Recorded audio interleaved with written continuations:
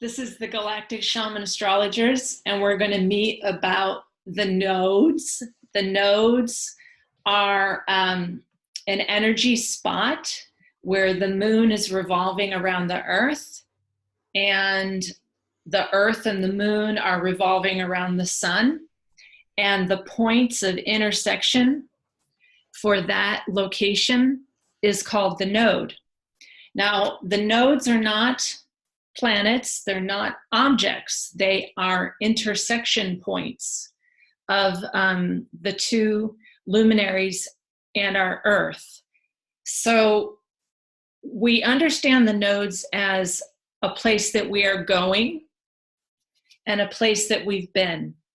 So the North Node is considered where we're going, what we're all working on right now. And the South Node is what we're leaving behind.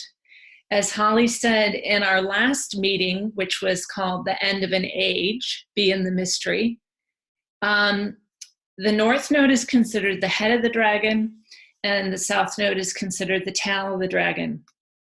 So we generally, in the chart, in your own natal chart, the North Node are the tendencies you are going toward. And the house that that node is in is that kind of material around that house. If the North Node's in your first house, then you're trying to learn about yourself and your character. If your North Node's in the seventh house, then you're learning about the other person as a mirror. The South Node is the place and the sign that you are leaving behind. And sometimes when we first arrive here, we're much better at the South Node, and we tend to continue to do the South Node. So right now we've had a nodal change. We talked about that occurring in our last meeting on May. And the energy was that we were going to have a South Node, Sagittarius, and we kind of ended with Brit saying, you know, to just be in the mystery, that there's this truth trap right now. Like, no matter how you try to pin it down and figure out what is the truth, it can leave you really boggled, because at the end of the day, there's a lot of people who are really adamant about that they know the truth on something.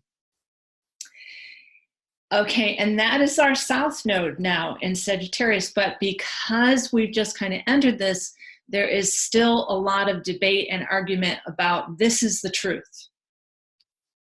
Now, the opposite to that, the North Node destiny of our planet right now, is in Gemini.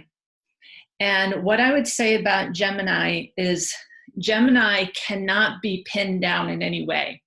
So Gemini is mutable air. And as many times as you try and pin that down, it's going to move over here. It's going to be something else. And if you think about some of the greatest actors and the drama and role that they play, that is, to me, the drama of Gemini. Like Emmeline and I were talking this week about one actor who can play Jesus Christ, and then he can also play the Joker.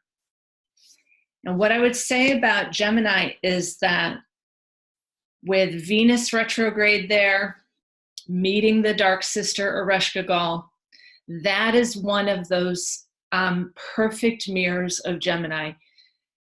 We are all Inanna and we are all Ereshkigal. And Gemini is about trying to figure out how we are both of those things. Now, in every lifetime, I would say the Gemini Orion duality template, we shift, and just like an actor or an actress, we put on a new mask.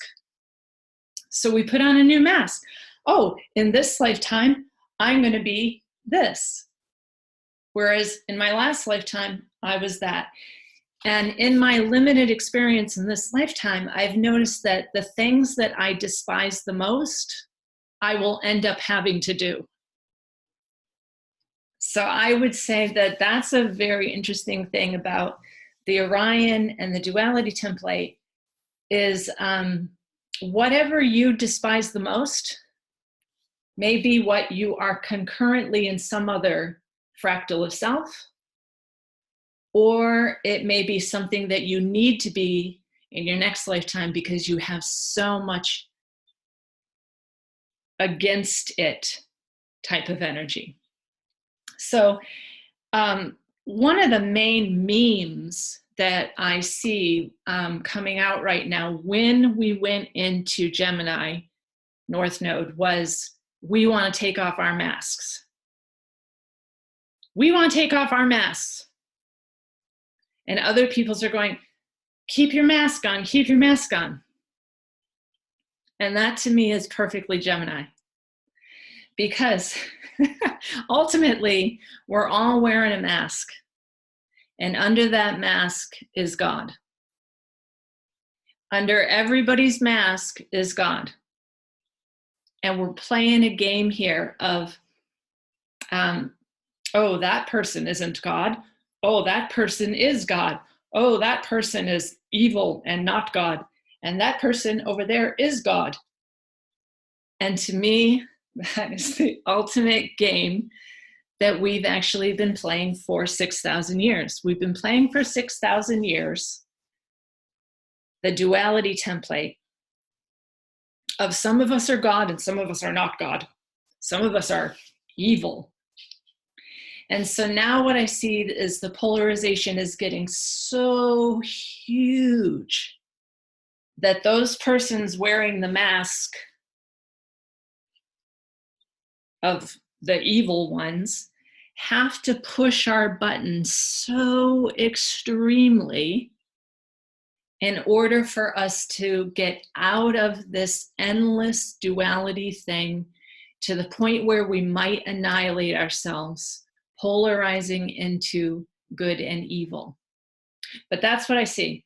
And just this morning, I posted on lalitakaroli, a whole bunch of amazing people realized like that the same admin person on Facebook was the same admin for the reptilian group and the Law of One group.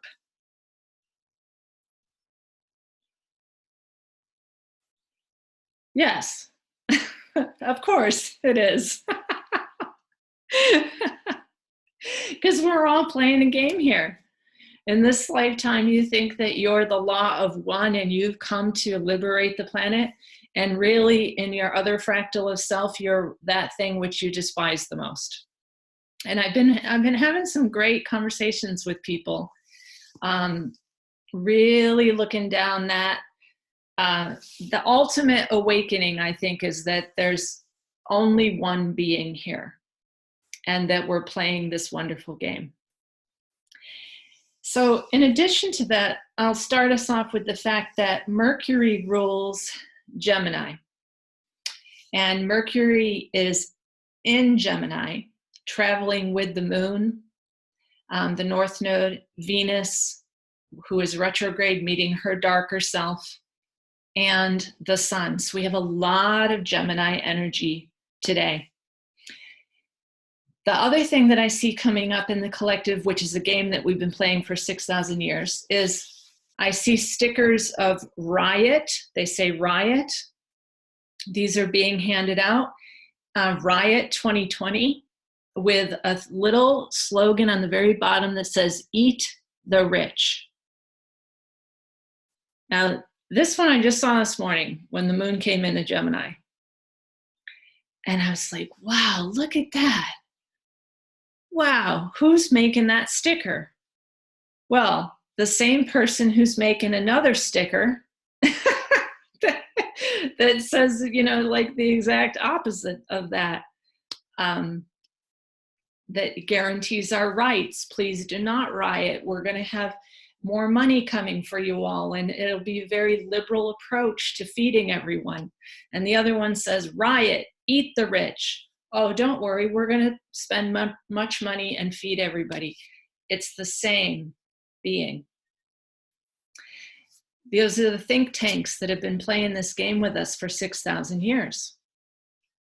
So Mercury in its own sign is a wonderful, wonderful player in this game.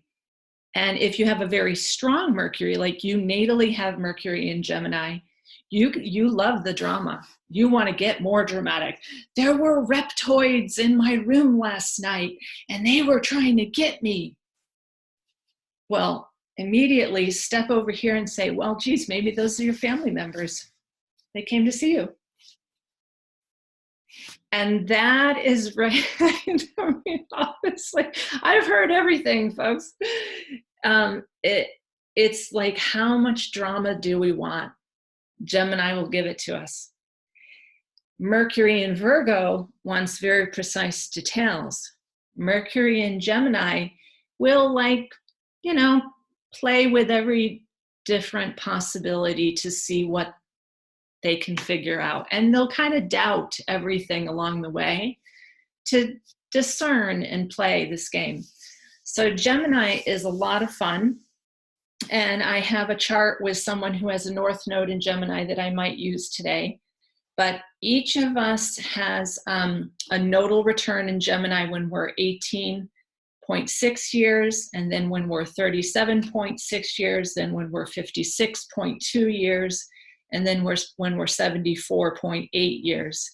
And then also the nodes come back like that. So the last time the node was in Gemini was when the twin towers fell. And please correct me if I'm wrong. Everyone should check onto this. The last time we had this fabulous trickster energy was when the twin towers fell.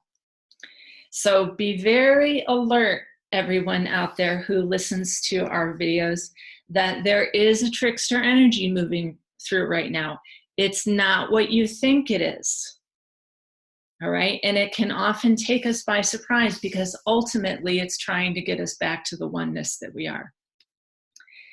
So with that, I'll let people start to say what their reflections are in any of those areas, what the nodes are, what Gemini is, what mutable air is, how Mercury plays there.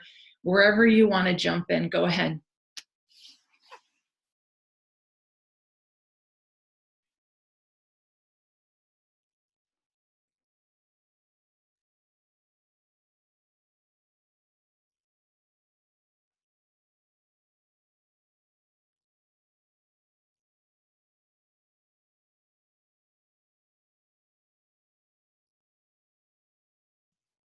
All right, I'll talk as the resident Gemini rising.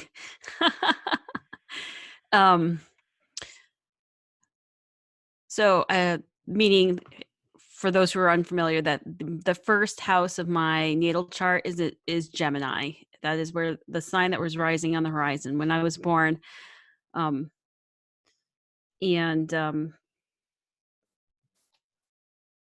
it actually, my sun sign is Capricorn, so that actually is not an obvious, easy energy to embody, since Capricorn is the 8th house from Gemini. So my rising sign is not configured to my sun. So I don't necessarily really shine through my first house. But for me, when I am most in that first house place, it is like an interest in just words and thoughts and ideas, and it's like endless curiosity. And I like to play with the words, and I like to play with ideas, and sometimes I just like to argue with people and chat about things just for the pure fun of it. And I can say that I have definitely my Capricorn sun probably weighs me down a little bit. If I had a different an air sign sun or a fire sign sun, I think I would be a lot more of a practical joker. But I have done some really good practical jokes on people where they because they did not think it is me, because a lot of my Capricorn with my sun there comes out. They have for years did not know that it was me that played this practical joke on them. And I secretly on the inside have delighted for years and years and years. I played this really funny practical joke on someone. So, there is this playing with words, playing with ideas, and overall just like playful and sometimes just naughty energy with the Gemini. That, and it's not it's a moving,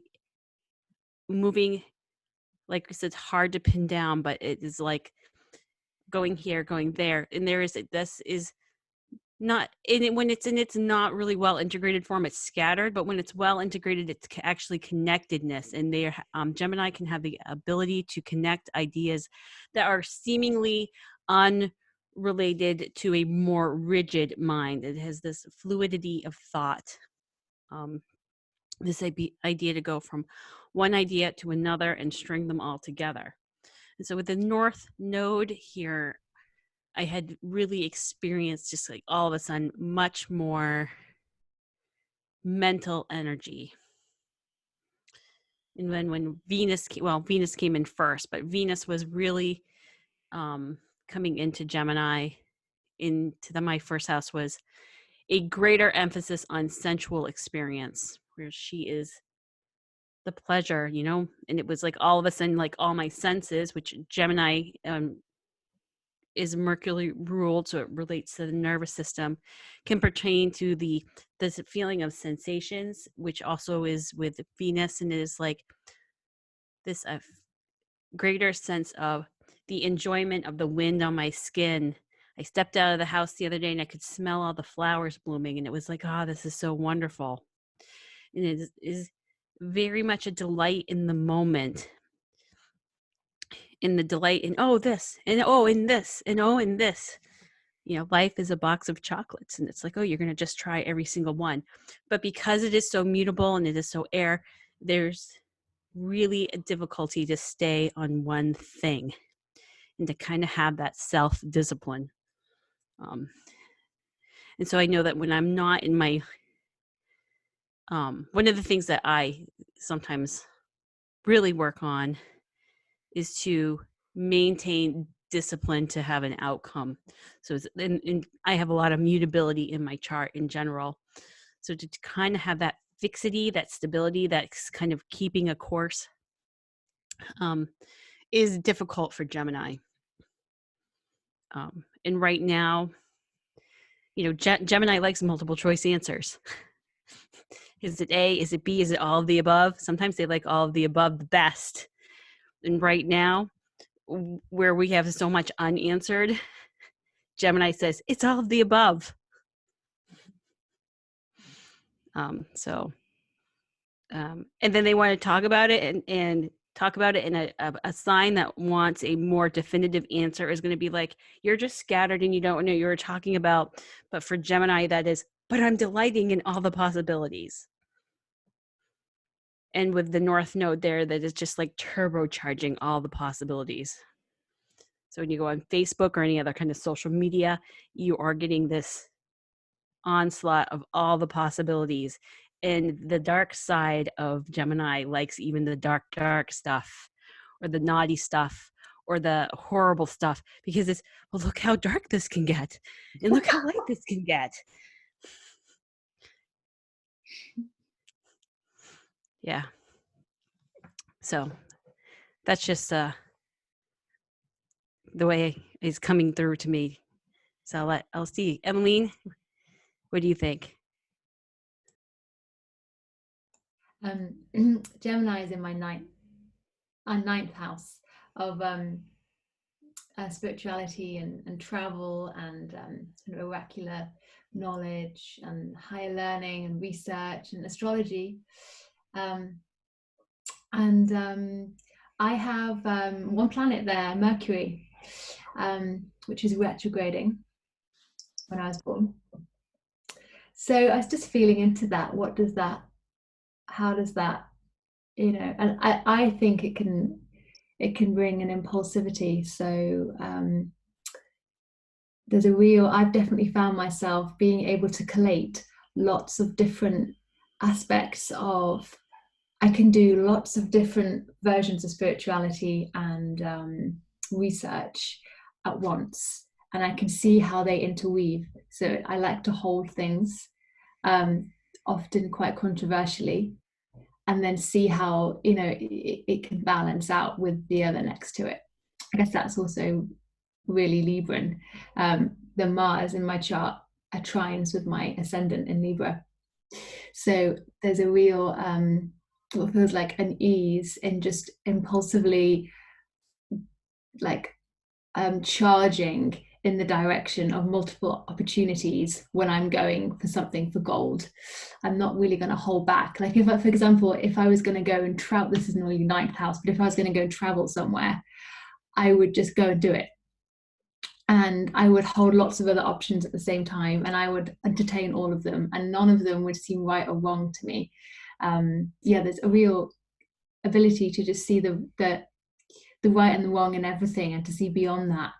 And the ease as well, just to change between things. There's the ease of that. So I really experience that in that area of my life, and how it supports the rest of me. I have opposite Mars. I have Mercury in Sagittarius. So I tend to find that I like to be playful and cheeky about things, but I will never lie. I think with Mercury in Sagittarius, it feels very, I want to be cheeky and fun as a kind of sideline, but I want the main point to be, let's go for the truth here. Let's really hold space for that. And there's this aspect of justice, and that communication I feel is held in balance by wanting to teeter and entertain different options as well. So there's a kind of this umbrella holding it down, being able to draw on that kind of like a channel for me. But I've been experiencing this Venus retrograde going over Alnilam, which is now, she's passes through, right?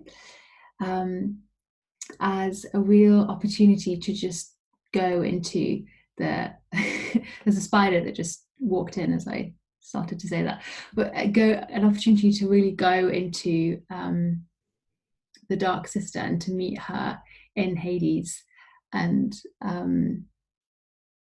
just to really experience that darkness, and to find that we were talking about the ecstasy and the agony with Alita, and to see that ecstasy and that light in that pain.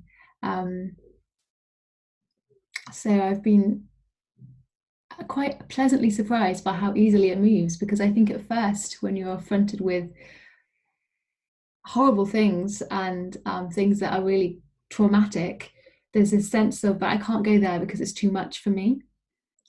But with this Gemini energy, it's an ability to go there, but to quickly be able to come out of it, and to just sort of move through. And I feel this total ease of being able to do that, and to find that as long as I'm allowing myself to let go and be flexible, I can move through, and it's not, I don't need to judge anything. Otherwise that holds it quite statically. Yeah, so it's really cerebral, and it does feel really up there in a very higher distant space for me. Yeah, leave it there for now. So I'll draw in what we spoke about in terms of timing. The end of an age is here. So one of the things we were pointing out in the last video is that Jupiter is in a fall, and Jupiter's the south node is ruled by Jupiter. So Sagittarius, and draining that Jupiterian optimism and ability to long distance travel. Sagittarius is like oh, we're going to just take a road trip now. We're going to get on a plane. Let's go to France. Let's all meet up in France. Let's adventure. That's Sagittarius. And some people have said to me, well, do you think that plane travel is over? And there's this sadness, like they'll never get to see their children, across the seas or whatever, because of the restrictions and possible loss of that Jupiterian big bursting expansion ability. But what I would say with what both Holly and Emily said, the thing about Gemini is that it's like a butterfly where it can float to each flower. And the butterfly, if you've ever watched a butterfly, it really looks like it has no idea where it's going. And then it will suddenly land exactly on that flower. And it will take the nectar from that flower that it has memorized was a location it hasn't landed before. So Gemini and our ability to travel may be even better than ever. So while we leave behind airplanes and big automobiles and SUVs and all that gluttony, I also have this wonderful feeling about how Gemini will allow us to travel in a very light and different way. And I've spoken about that a little bit more in terms of our natural abilities beginning to happen so that we can really lighten up like that Gemini butterfly, that we're going to metamorphize like that beautiful Gemini butterfly. But the way that we metamorphize is what I want to point out here. And that is that the Gemini symbol is 2 columns, and one column is the light and one column is the dark. And just like the Sabian symbol that I posted about where Venus stationed, it is these 2 dancers. And they're dancing at the Harvest Festival. And one of them is dancing in a white costume and the other is dancing in the dark costume. But they're dancing together. And that is how we accomplish this. It is not the 6,000 years of divide and conquer that we think it is, because we've been really trained by that for about 6,000 years, that other person's doing it to us.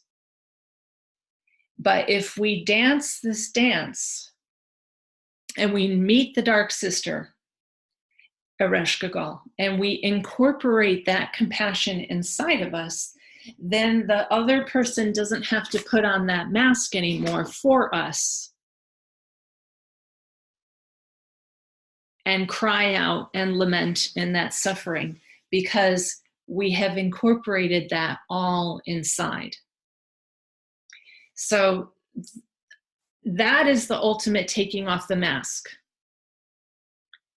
It's a meme that's very strong right now, because probably for the next year and a half, while Gemini is our North Node, there will be a lot of complaining about taking off the mask. Again, the ultimate taking off the mask is to realize that you have been both the Inquisitor and the Cathar. You have been all of those things. We are currently all of those things in other fractals of self. And ultimately taking off that mask is like to stop hating those other fractals of self that you hate so much. So I'm going to use an example right now that I recently had with a client who won a court case in Arizona to allow the complete freedom of a parent to not vaccinate their child. And this was on March 15th. She won this court case and she was elated because she didn't expect to win. She represented herself. And she has complete freedom now to, precedent court case for the whole state of Arizona has now been set that parents can determine. Now, when I put her chart with Will I Am Gates chart, and I shared this with the group. They have virtually the same ascendant. Throughout the chart, they had so many conjunctions. She also has Saturn and Venus and Scorpio. They had so many conjunctions throughout the chart, and this person is a wise, wonderful woman. And I said to her, do you realize that you are like the twin soul to Bill Gates? Like, look at, like, in terms of synastry charts, I've never seen twin souls like that before. Like, they had so much synastry that they're like the same being. Okay? And she got that, like, at a level of her soul realized that he in fact may be her closest soulmate. And she dropped into this experience of profound awareness of the game we are playing here. That he had to be this guy with Lucifer conjunct the ascendant so that she could be this woman with Persephone conjunct the ascendant. And I'm not kidding. That's what they both have at their ascendant. He had to be Lucifer so she could be Persephone. And that is the game we're playing here. The moment that we really wake up to that game, then we take off the mask. And that is where the Gemini stars are in the Orion template, is that there is nobody doing this to you. This is only you, and everyone else is you. So I'm going to read a little bit about Gemini, the twins. And I'm going to talk about the fact that the symbol is those two pillars. But Mercury, particularly in Gemini, is also masculine or feminine. It's like a hermaphrodite. It can be male, it can be female. It can be consciousness, and it can be also the deep unconscious. It can be heaven, it can be earth. The physical part of that is the lungs and the bronchial tubes, but also the arms and the hands. So being able to breathe and being able to interpret with your arms and hands. The season is this time of year. So at this time of year, what is happening? We're taking from the deepest, darkest muck of the old detritus a brand new seed that's sprouting. So the deepest, darkest, most black compost, out of that sprouts this beautiful new leaf and bud and flower and fruit. The archetype is a trader or an intellectual. Trader meaning someone who can trade, like bargain, can go back and forth with items. What does it strive for? It strives for diversity. And that's been one of my things since Gemini North Node has come in, is like the unity is in the diversity. We don't all need to be one type of player. It is the diversity. The mythological motif that we're talking about right now is Inanna and Ereshkigal. And it's being versatile enough to be able to go back and forth between those, which is what Emmeline was talking about, like the agony and the ecstasy. Can you do both? Or is it only that you should be light and happy every day? Because Gemini says, be versatile. Go into the agony, go into the suffering, go into the funeral lament, and also come out. And that's why the two masks of like the happy face and the sad face are also symbols of Gemini. So it is like, now I can be this, now I can be this. And we're going to play this game for a little while now. It's a very intellectually oriented person, I would say. They're very curious. And to some extent, they, the thing is they can seem like an airhead, like you're all over the place, or like Holly said, actually, that's their way of getting more material. Like a lot of information comes by being over here and being over here and being over here and being over here. Now, what Demetra told me as a contrast, Sagittarius mutable fire is like this. Mutable fire will start a fire here, here, it'll start a fire over here, then it'll start a little fire here, and then the whole place is on fire. Now, Gemini gets a little bit of air here, air, air, air, and then they get the bigger picture by doing this little bit of exploring and being curious in all areas. Now, I have someone's chart that I can share with that North Node, but I want to hear more what the group has to say, given that whole spiel that I just gave. What's coming up?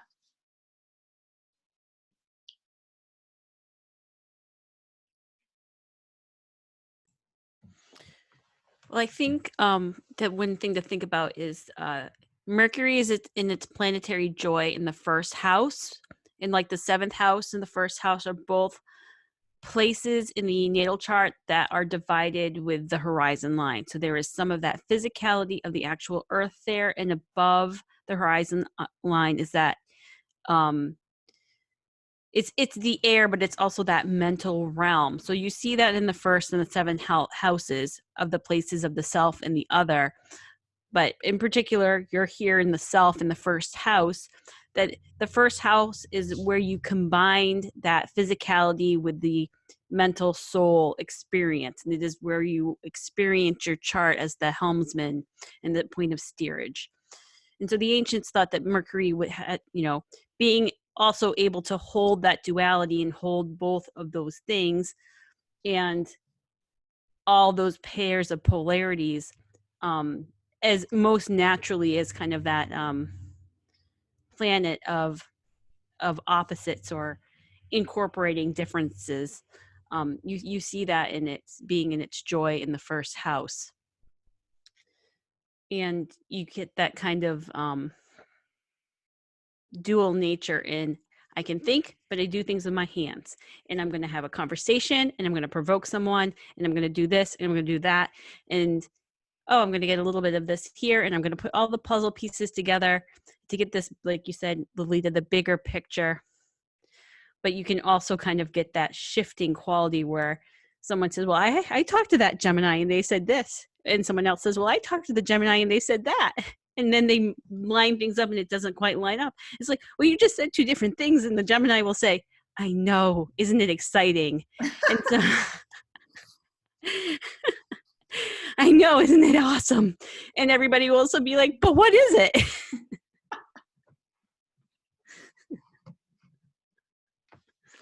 Right? Yeah. Yeah. So, having that physical embodied experience of spirituality. And I was looking at the list by Vitaeus Valens, and one of those things that's talking about is that he's saying that, Gemini and also Virgo ruled by Mercury, they are the initiates into the occult. And so they are like one of those two signs that are really going into the metaphysical and thinking about how spirit is embodied in the physical.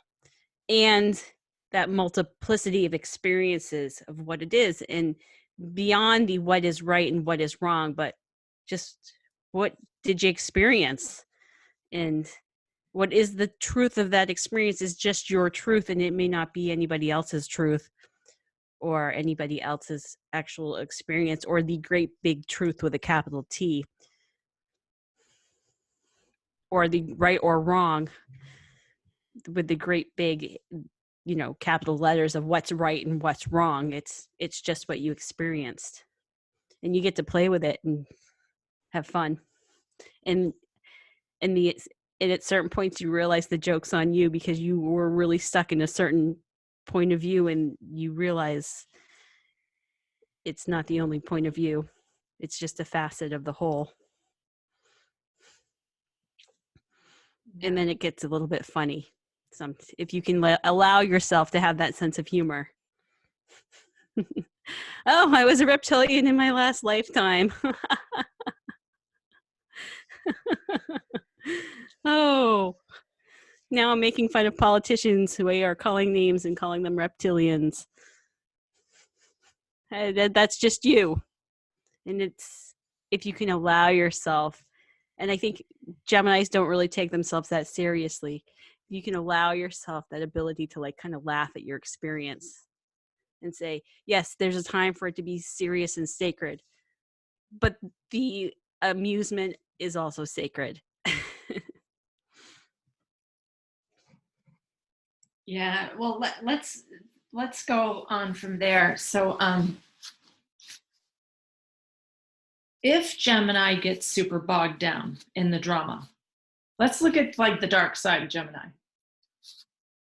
If Gemini believes one of these viewpoints is absolutely the truth, okay, and Gemini gets, which Gemini generally won't, okay, but say Gemini gets stuck in a role, and Emmeline and I talked about this a little bit too. Say Gemini gets stuck in this role. Oh my gosh, I'm suffering, I'm choking, I can't breathe. When Gemini gets stuck in any one of those roles, Gemini can actually begin to fully trick itself into some kind of suffering, that it is something and not the other thing. So this is a phenomenon that happens with actors, and Emmeline has a specific example of this. An actor, like my daughter Kachina, who has Sun and Venus in Gemini in the 9th house, she's the most amazing actress. And she can go between roles and she'll learn everyone else's, like all the parts, so that she can also play double for someone if they're sick. And she has been like this since she was 5 years old. She's been an incredible actress. Now, if she didn't have enough beautiful Gemini like she does, she could get really bogged down in a belief or a role and actually injure herself. And that is a phenomenon that does happen with actors and actresses. So what Holly's saying for all of us right now is try to see the other side of it. Take it more lightly. If you're really bogged down in whatever, conspiracy theory or what a politician said, or let me tell you, it's the politician is playing you. You got to see that. And I'm going to show you Donald Trump's chart today. He doesn't believe it. He's playing you, people. He's got too much Gemini, let me tell you. So you have to realize that. You, as the player, also have to realize he's playing both sides. We don't even know who he really is with what he's got in Gemini. Okay? So let's hear from Emmeline a little bit about an actor who did this and really got bogged down in the role. I was just looking at his chart and I didn't look at it. And so I'm just looking at it now. And it's really, it's really amazing. So Heath Ledger, who played the Joker in The Dark Knight and committed suicide after his experience getting into the role. And he played it brilliantly. We watched it last night. Okay, get this. His sun is at the beginning of Gemini. His moon is at the end of Gemini, where everything is right now. His Mercury is almost at the exact degree where it is now. His Venus is retrograde where Venus is right now. And his North Node is retrograde where the North Node is right now. That's so weird. So his life is like a kind of epitome of what we're experiencing. And his Uranus is in Taurus. His Saturn is on... Wait, am I actually looking at the current? Okay, I think I'm looking at the transits because that can't be right. Anyway, ignore what I just said. I went on. Huh? You told us perfectly what's in the sky and you tricked us. I know, I totally did a Gemini on you. Why is this? Okay, I'll have to go back. No, he doesn't have anything in Gemini. Anyway, I'll just tell you the story, but it's really amazing how watching this film, seeing this character fully embody this aspect of chaos, and then it like I afterwards I had like gone into this state of mind, and I was feeling this energy and feeling this darkness, and I didn't want to get rid of it afterwards because I wanted to allow it to be there. And I was just contemplating, like, what does it mean to, when we're holding both of these aspects of that kind of evil and that good played out, how uncomfortable it is to hold both of them, but how, like, there's a huge transcendence of what you should be and shouldn't be. And I had huge adoration and praise for any soul who takes on that role, and because you could see that what the role he was playing was pointing out the problems of society. So there was this incredible, like, compassion of what this Joker role was playing, despite all the murderous acts he was doing. It made so much sense at the same time, but that's immoral and unethical, and yet it worked. So and I kind of feel like at the end of the film they didn't really get the message. In a way, there was still something more to be understood that would help to really shift and change society.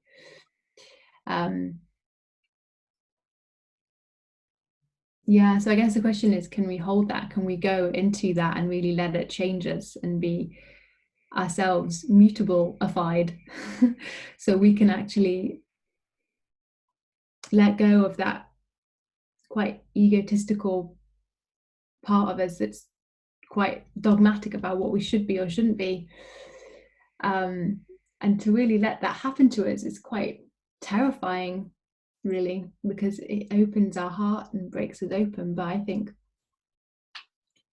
obviously that's where we can find unity.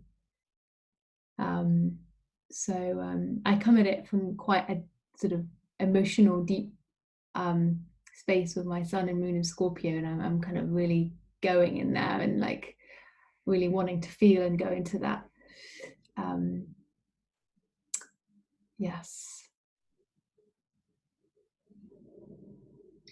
So let me just recap, and then we'll hear from, maybe Holly wants to jump in there about things. The chaos and the darkness could get quite intense this year.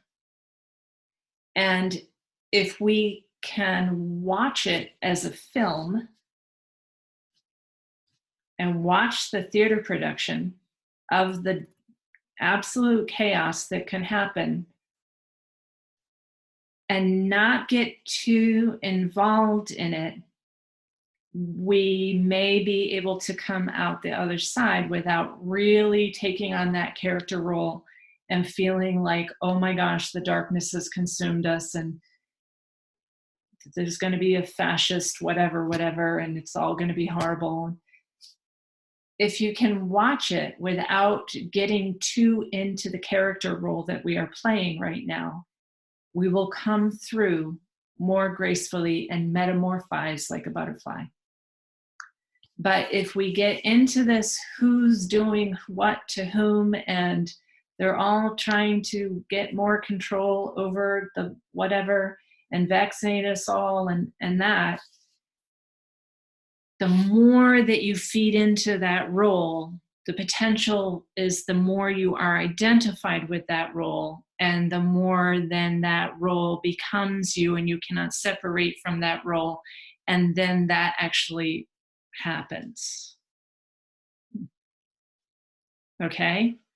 And this is what when I posted the whole polarization cross that I see happening right now, is we have people doing the super identified with I'm ascending and I'm just bifurcating away from this earth reality because I've learned all my earth lessons and I'm a master now, and I'm actually already 5D. So we've got that polarization. Then we've got another polarization over here that I posted on lalitakaroli Facebook page of a local Vermont man who had a domain name as the Emperor of Mars, and he had many like dangerous threats towards YouTube because they were censoring him. And he ended up getting in an altercation with the police and assaulting a police officer. He was heavily armed and had 300 rounds of ammunition on him. And his phone says, I kill police, or something like that. You can look it up in the newspaper. Anyways, so we have that polarization. We have over here people who are just bifurcating and escaping, flight. Then you have over here people who are going to fight the government and fight George Soros because George Soros is doing this, fight. Then we have this other bifurcation that I see of the people who just want the same old system to continue and they want to go back and do it the same old way and have society continue and get normal again. I call that freeze.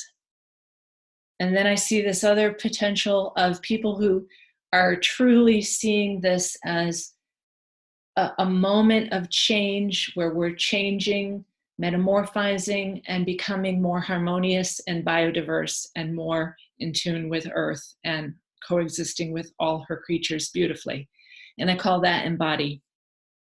Now, I have to be able to jump around. I will jump around if need be. So for me, I also need to step out of my role of thinking I'm more embodied than anyone else, because I also still go to the store and take part in the culture and consume products that are from the freeze group. Okay, I'm still going to the co-op and buying a lot of my vegetables because it's very hard to get them going here in Vermont. So I'm still part of that culture. And at the same time, I totally know that the think tanks are arming both sides over here in the fight culture. And I also know that there is a possibility that Earth is going through a huge transition. You can call it ascension. You can just call it the end of a timeline, whatever you want to call it. So I'm also willing to entertain that. The important thing with a Gemini North Node is that we not get stuck in any one of those, really entrenched, is to polarize and then identify with that character completely. And then we lose the diversity of the whole. We lose the unity in the diversity of the whole. So with the Gemini North Node, the only way to make that suicide is to believe any one of those things completely. And then you've identified with that role. So we have 2.5-ish years to complete this cycle. Maybe, you know, because we still actually are going to have eclipses in Capricorn and Cancer this year. So they actually overlap a little bit. It's a very strange thing. The nodes have moved into Gemini and Sagittarius, and yet we have an eclipse season that's going to overlap right now with the last nodes. So the whole of this is a very confusing, chaotic period right now, because we're going to have an eclipse on, I believe, June 5th at 13 degrees Sagittarius, and then we're going to actually go back to eclipses in Capricorn and Cancer again. So everything's very bizarre right now. It's like we're between two different realities still. And that's a super hard thing to understand. But that is the nature of Gemini. You have to see it as a spectrum and don't get too potentially identified in any one thing. Now let's hear what people want to say about that before I continue. I would say that if you start, I would agree with you. If in the Gemini, you need to. I have actually had to come to terms with my own inner dual identity and where I have dual identities in myself, and know that I can be this way and that way. And if I try to be one particular way, I'm all of a sudden, in a metaphorical sense, I'm killing the other twin. In the Gemini embodiment is to have those two twins in conversation and learning from each other, and that flow back and forth. So whether that's internally or externally, being in communication with the other, it is, you know, it is when Gemini is being expressed at its best. When it is one twin singly, or if it's fighting with the other twin, that doesn't work, because they are meant to be brothers or siblings or whatever you want to put on the inside. I actually think that because it's right on the boundaries, the eclipses, so that the eclipses are going to go back right into the beginning degrees of Cancer and Capricorn, is actually this kind of beautiful, for me, segue or parallel to, Saturn and a few of the planets ingressing into Aquarius and then going back into Capricorn. It is giving us this opportunity to say, okay, this was a taste of the future. Let's do we need to make any adjustments? I think, Gemini and Sagittarius is great for adjustments because it's so mutable, so multi-dimensional and directional. Whereas, and it also, for me, Cancer and Capricorn are the structures and that heart-based emotional security. So it's looking forward, and then, with the North Node eclipse being with, the eclipse in Cancer is that look back to the heart again, to the feeling part. Oh, how did this make us feel? How did this experience of containment feel? This, pandemic experience, this, government chaos, and how did that make us feel? Because we're going to move back through that energy again, and we're going to have a like part 2 or part 3. But, we don't, I think it's an appropriate time to have had that nodal change right on the boundary, so that the next set of eclipses are at least another look back. I actually think it's a helpful thing for us, even though it does seem to confuse the energies a little bit, since Cancer Capricorn are so different from Gemini Sagittarius.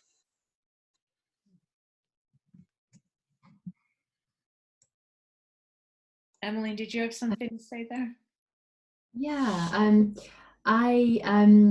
Johnny, my partner, has a south node where the north node is in Gemini now, and then his north node opposing in Sagittarius. It's really interesting seeing him being the opposite way around, applying to his nodes.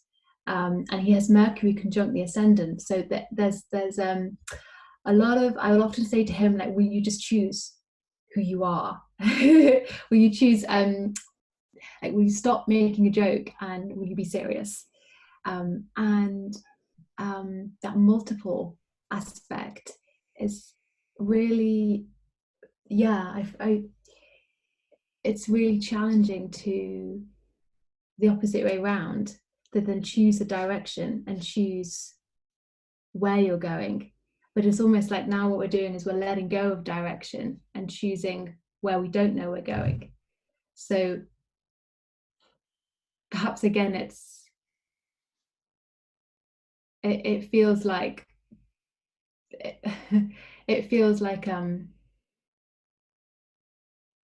if you're in an airplane and you just don't know where the airplane's going to go, and because obviously that's like a long distance travel, but this time you don't know where it's going, and there's this kind of fear of, but it's exciting at the same time, like when you get air turbulence and you're afraid because maybe this is going to be bad or last forever, but then it's exciting because you're kind of bouncing.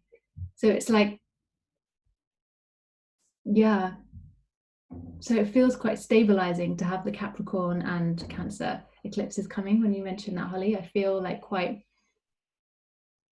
yeah, it'll be nice to reground a little bit and then be able to take off again and perhaps have more of a variety, like a real solid, disciplined intention. Yeah.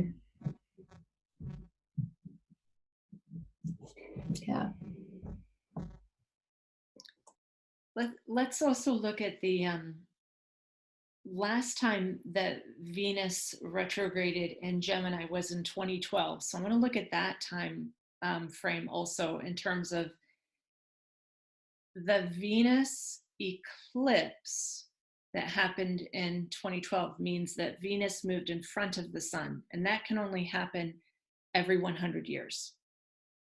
So we're in an interesting cycle there too, because when Venus did that, the tantric teachers said that was that the fierce feminine would rise and that we would get to know the dark goddess. So the other part that is happening right now with that light and the dark, with Inanna and Ereshkigal, is getting to know the dark goddess and how does she conduct business.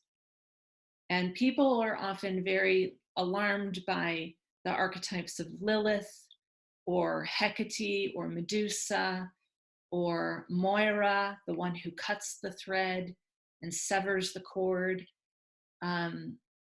Those darker feminine energies like Kali or Eris, that energy is coming very strong forward also. And I want to give the group I shared this week, the Toltec timekeepers, also say that we're at the precession, so we're changing age, that there are 5,200 year cycles. There are 10 cycles within that of 520. And the last of those 10 cycles of the 520 years started in 1492 and finished in 2012. Now, between 1492 and 2012 was basically a major change of the way North America, or the Americas in general, from Canada, the United States, and South America, had a whole level of change from the indigenous people who were very earth-based. They made homes of something that would decompose in their lifetime.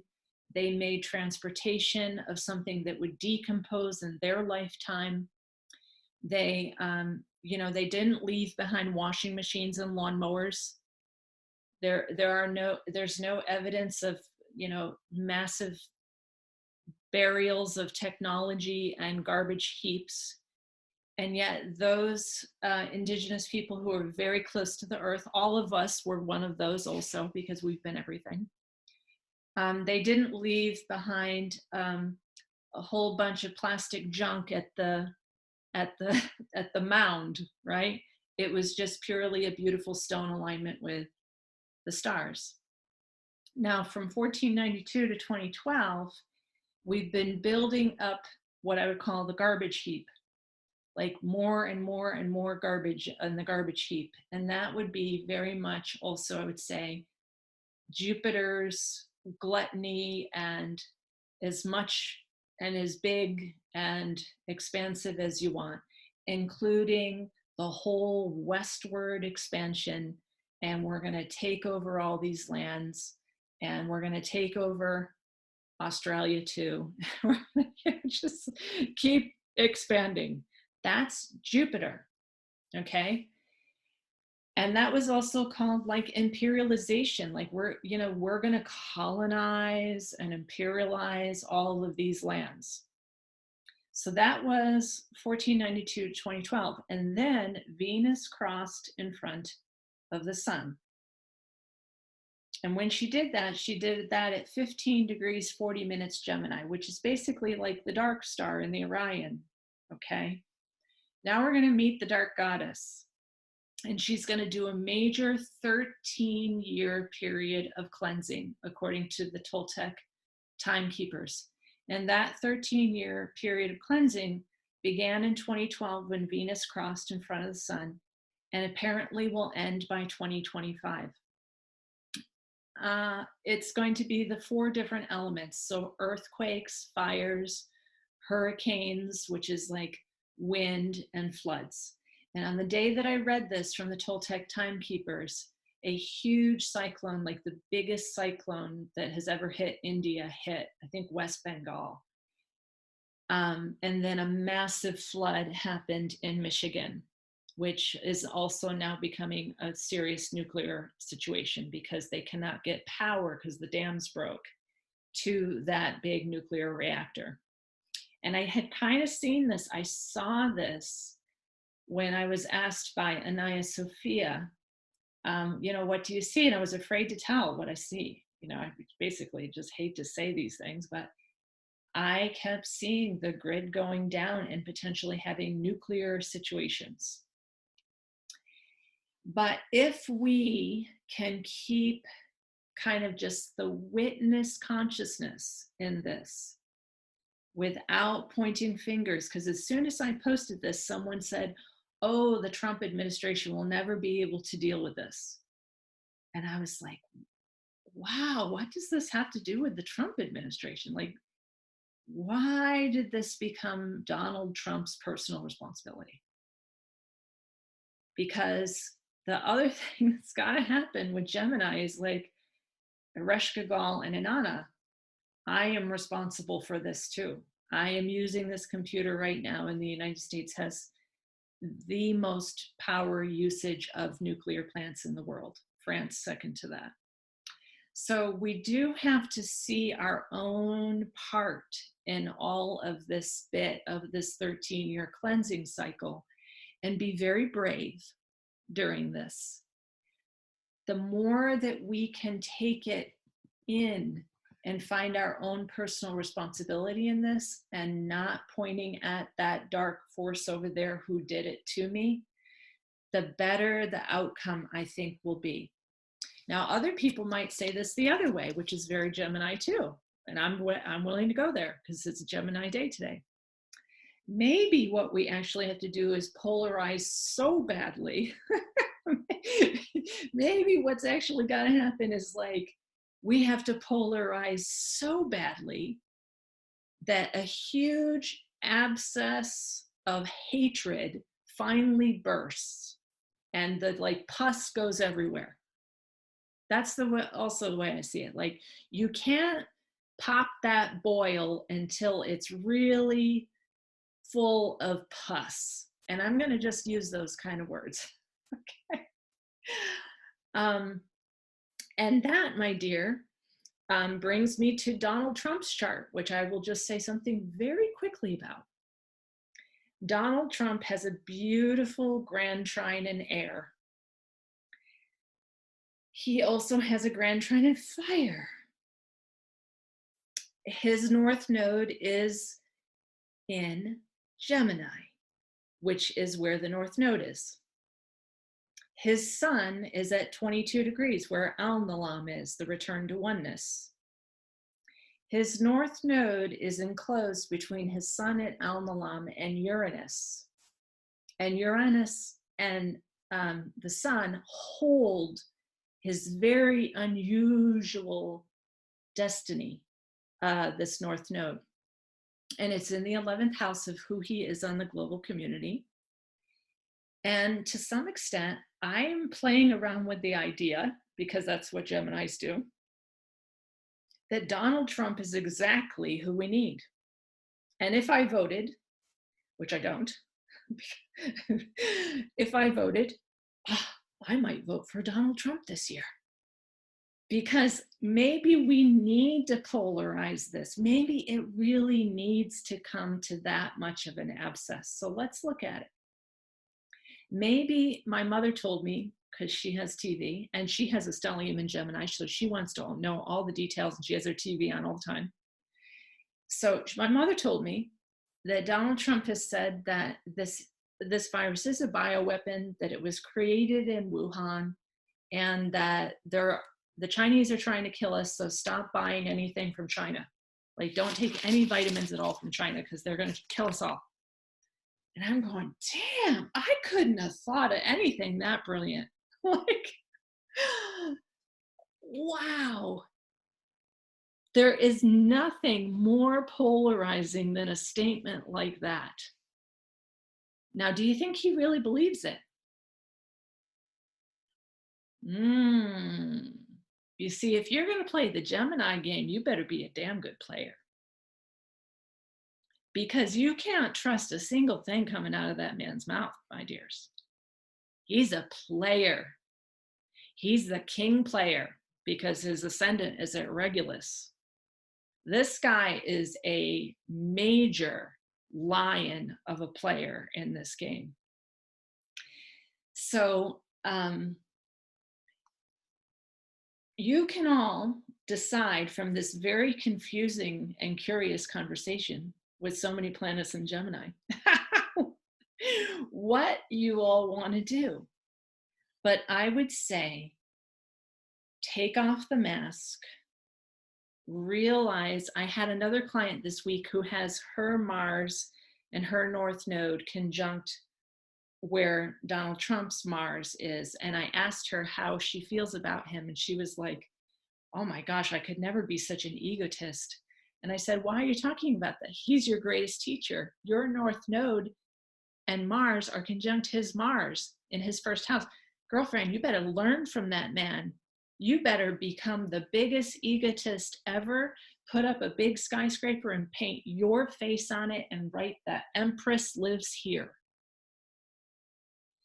Because we basically are projecting out there all the time those players. We are projecting Bill Gates. We are projecting George Soros. We are projecting Donald Trump. We are projecting Elon Musk. We are projecting all of those people who we love to hate because that's who we need to incorporate inside.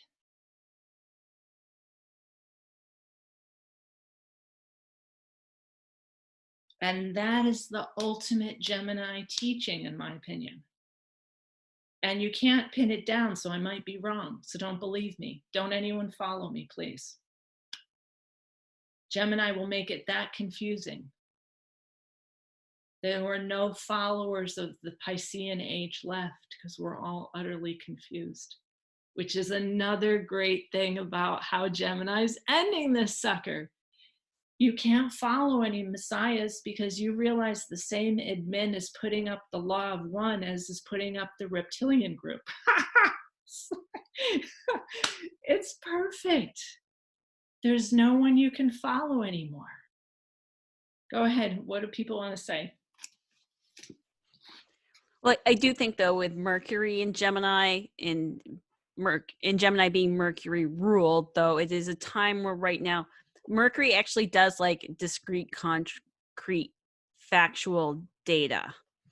So, I mean, I think the way Gemini and Mercury and also Virgo, how they handle the confusion is they look for the actual data, the precise data, the primary documentation, the source information, and they decide for themselves so that they aren't getting, and I think that's one of those things that with Gemini is that if you start falling into other people's points of view and you've gone and tasted so many chocolates or flowers or whatever, and you start to lose your sense of who you are, or you're too caught up. One of the ways to bring it back is what are the facts that are real to me, and draw that conclusion from your own set of data. And all that immense amount, as much as it's fun to sample it, it's sample the data, then look at the integrity of the data, and then just make your decision and move forward and leave, go to the next party, the next thing, and not get too caught up in all of it.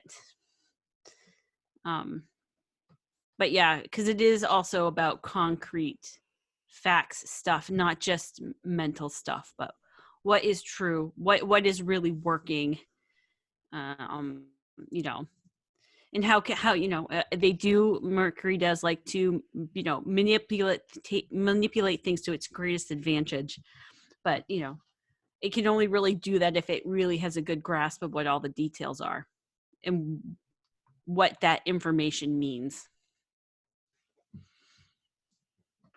And I would say that when you were dealing with Donald Trump, the best thing to do is to check his facts and to really understand what all the data means.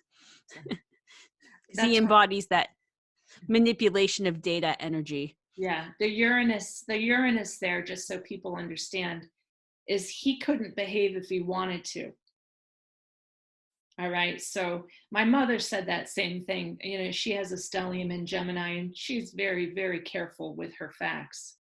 And with Uranus there, he like me, you know, because I have Uranus in my first house, he's meant to push everybody's buttons.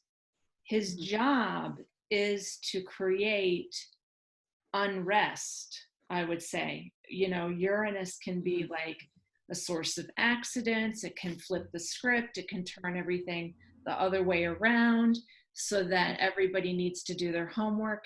So the best thing that he could have done is he just basically gave credit to everyone who said that this virus is not real and it's a conspiracy and it's somebody's just trying to take down our economy. Well, the best thing he possibly could have done to end everybody's YouTube video called Plandemic was to say that it's true. You see how he just did that? Yeah. Yeah. He's and I was brilliant. Go ahead, Holly.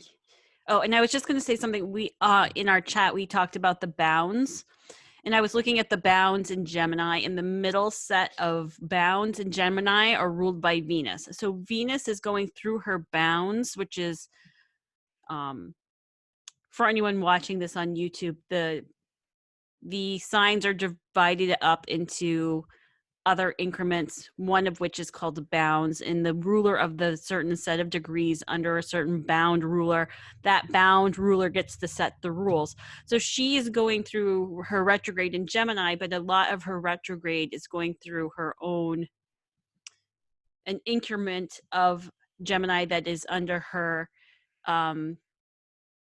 authority to set the rules. And that may be good or that may not be so good depending on the mood she's feeling. Because she'll, for a lot of the retrograde, she'll be in her own bounds. It's like the middle chunk of it. Yeah, I'll quickly add before we hear from Emmeline is that people should understand Venus is also very happy in Gemini because she's willing to be the battle goddess or the goddess of love and beauty. So in Gemini, she both meets the dark sister, but she takes on those qualities of, you can't define me either.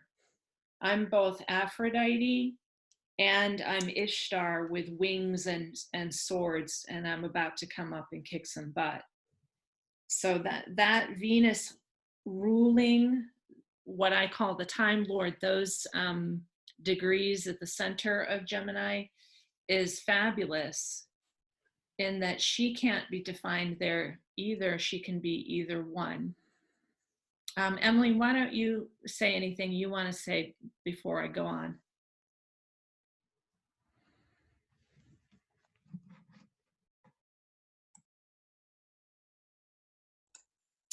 Something I was thinking about was the nervous system with Mercury and how we can feel this kind of electrical energy coming through. It feels very much like there's the pleasure aspect, and then there's the energy of kind of like a releasing of stress. It feels like to me, like like an antenna that's receiving information that's just too much, like electromagnetic and so on, and feeling it in the body, and then being able to hold that and then release that. Something that I'm was contemplating on today. And also mentioning the bounds, with Saturn ruling the bound that North Node is in now. That made me think, when we talked about it in the chat, how it feels like time is of the essence. So whilst there's all this time to kind of float around and consider lots of options, there also feels like a very strict ruler of, but you know, make sure you do it now and do it well. Yeah, almost that someone is kind of watching over it as well and kind of guiding that procession through these different things.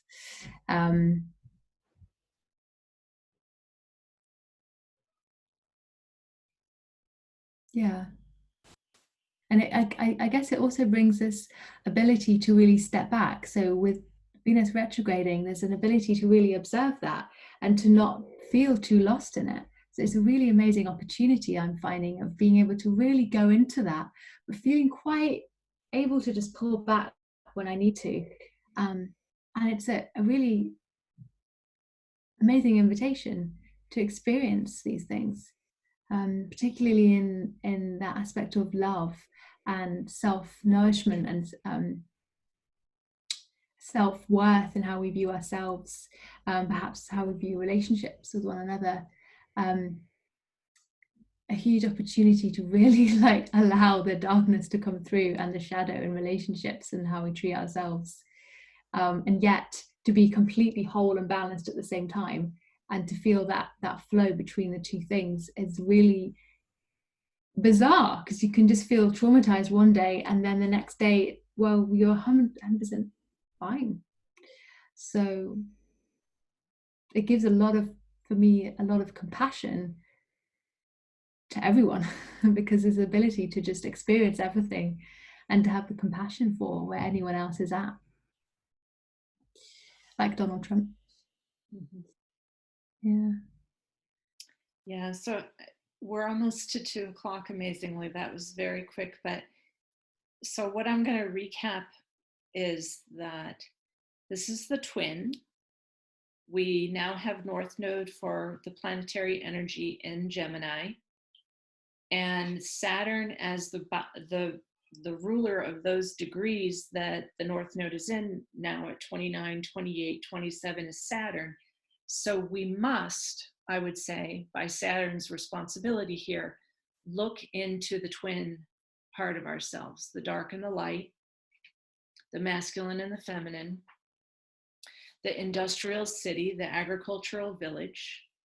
All of those things that we do not want to look at, we should really have a look at. So somebody else's point of view,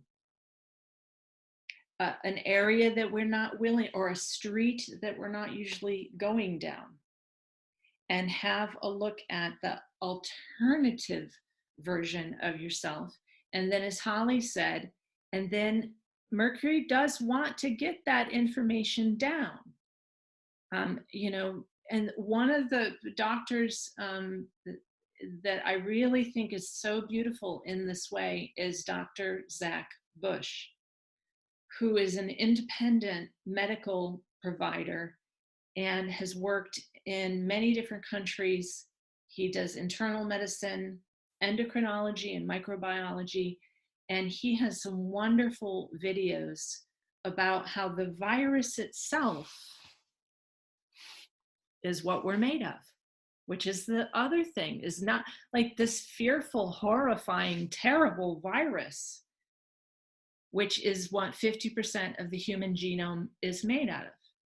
Now, for me, you know, that was the mercurial discernment that I had to do when the whole pandemic came out and everything else, was this guy who basically said, you have HIV, which I've already known this because I did my doctoral work in natural medicine, but you already have Lyme disease, you already have cancer, you already have polio, you already have tuberculosis, you already have rabies, you already have coronavirus.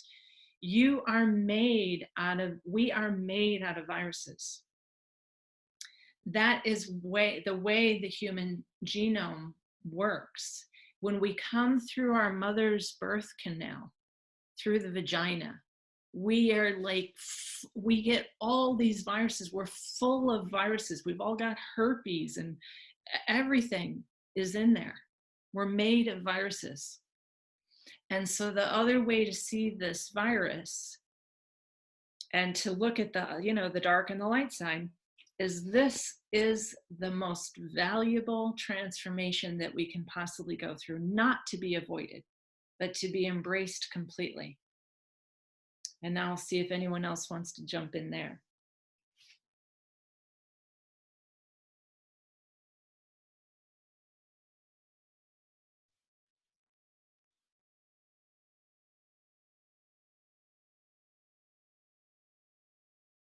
Okay, and I'll say to any of the YouTube viewers who want to watch the discussion I had with Anaya Sophia on YouTube, it was called Fierce Feminine Rising, For It Is Written. And I recorded that on May 9th with Anaya, and it talks about the Persephone story, which is another part of that, looking into the dark side of the self and what we've all chosen. We've all chosen our descent and our abduction. And so to have a good look at that story too, and realize that nobody ever did anything to you. You chose it all. All right, my dears. Bye-bye.